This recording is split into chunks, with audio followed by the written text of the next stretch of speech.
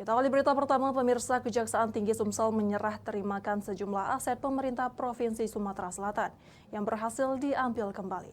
Tidak tanggung-tanggung sekitar 284 miliar 236.555.600 rupiah nilai aset yang terselamatkan. Penataan aset sangat bermanfaat untuk pemberdayaan ekonomi di Provinsi Sumatera Selatan. Kejati Sumsel dan pemerintah Provinsi Sumatera Selatan mengumumkan penyerah terimaan sejumlah aset milik Pemprov Sumsel yang berhasil diselamatkan atau diambil kembali dan dapat dimanfaatkan pemerintah Sumatera Selatan sebagai upaya pemberdayaan ekonomi untuk pembangunan di Sumsel.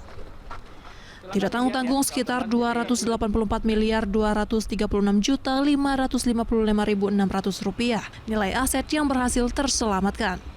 Hasil kerjasama pemerintah Provinsi Sumatera Selatan dan Kejaksaan Tinggi Sumsel dalam penanganan penataan aset milik pemerintah Provinsi Sumatera Selatan yang sebelumnya dikuasai pihak-pihak yang tidak bertanggung jawab. Penyelamatan aset milik pemerintah Provinsi Sumatera Selatan oleh Kejaksaan Tinggi dilakukan dengan metode penyelamatan secara preventif yang dilaksanakan asisten bidang perdata tata usaha negara dan dilakukan secara represif yang dilakukan oleh asisten bidang tindak pidana khusus.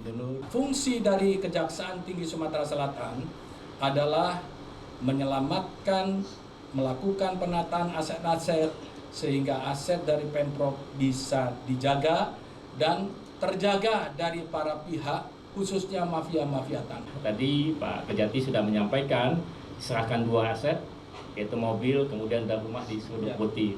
Ini adalah bahagian dari proses penataan aset yang kita lakukan. Tidak hanya ini saja, ada proses yang akan terus yang kita lakukan secara bersama-sama nanti dengan Kejaksaan.